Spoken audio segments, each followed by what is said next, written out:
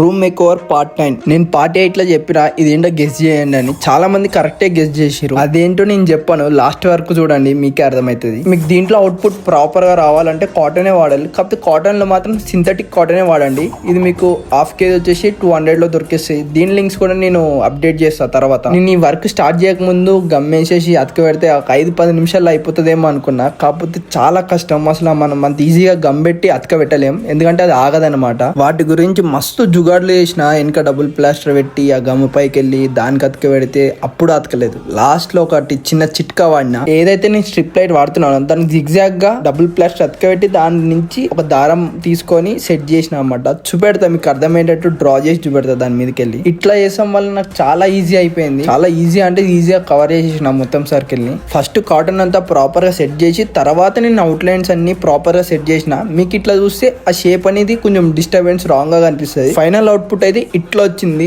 నేను అనుకున్న దానికి మొత్తం సాటిస్ఫాక్షన్ వర్త్. దీంట్లో ఇంకేదైనా ఒకటి మిస్ అయిందంటే ఒక జస్ట్ అక్కడ కార్ ఒకటి మిస్ అయింది.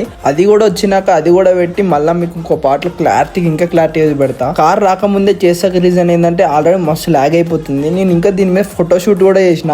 ఆ ఫొటోస్ కూడా రేపు కానీ ఎల్లుండి కానీ పోస్ట్ చేస్తా చూడండి. ఇంకో హెల్ప్ ఏం చేస్తారంటే ఇక్కడ ఏ కార్ సెట్ అవుతుందో కామెంట్ చేసి పెట్టండి.